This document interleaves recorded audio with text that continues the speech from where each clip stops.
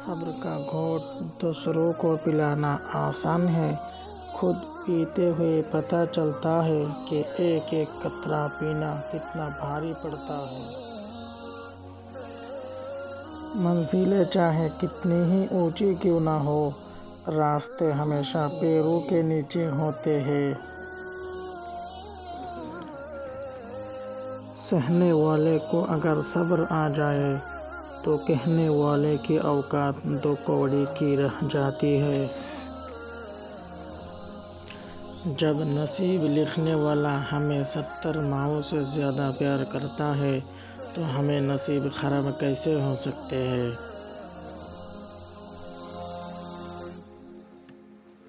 برا چاہنے والے کو بتا دو، عزتیں تو رب دیتا ہے۔ آزمائش اللہ عافیت دینے کے لیے نہیں، کچھ سکھانے کے لیے ڈالتا ہے۔ جتنی جلدی سیکھ لیں گے اتنی جلدی وہ دور ہوگی۔ ضروری نہیں ہے کہ آپ کسی کا دل دکھاؤ تو وہ منہ سے بددعا دے۔ جب بھی وہ آپ کی وجہ سے اللہ کے سامنے روئے گا تو وہ آپ کو بہت مہنگا پڑے گا۔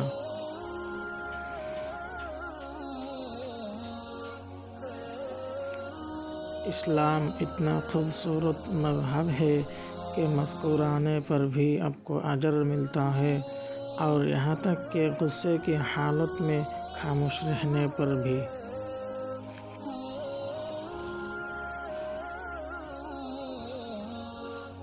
ہر مسئلے کے لیے کوئی نہ کوئی حل ضرور ہوتا ہے، اور اسی حل کی موجودگی کے احساس کا نام امید ہے۔ ہجوم کے ساتھ غلط راہ پر چلنے سے بہتر ہے کہ آپ تنہا راہ ہدایت پر چل پڑے۔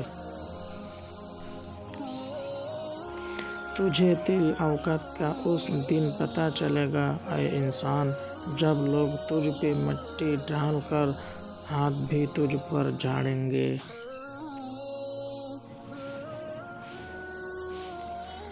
جو لوگ صبر رکھتے ہیں یا تو وہ جیت جاتے ہیں یا پھر سیکھ جاتے ہیں۔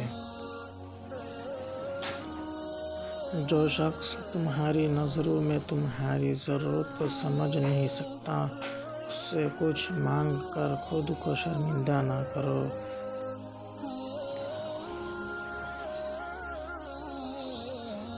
خلوص اور عزت بہت مہنگے تحفے ہیں، اس لیے ہر کسی سے ان کی امید نہ رکھو، کیونکہ بہت کم لوگ دل کے امیر ہوتے ہیں۔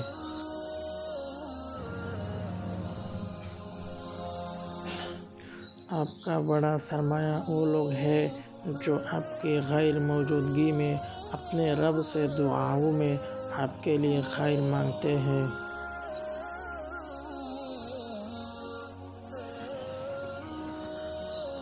جنہیں احساس ہی نہ ہو ان کے ساتھ گلے کیسے، شکوے کیسے؟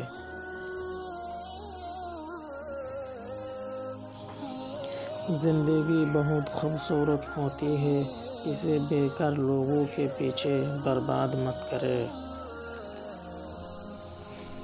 سوچنے والا ذہن اور محسوس کرنے والا دل صرف قسمت والوں کو عطا ہوتا ہے۔ منافق دوست اور سائے میں کوئی فرق نہیں ہوتا، دونوں روشنی میں آپ کے ساتھ ہوتے ہیں اور اندھیرے میں غائب ہو جاتے ہیں۔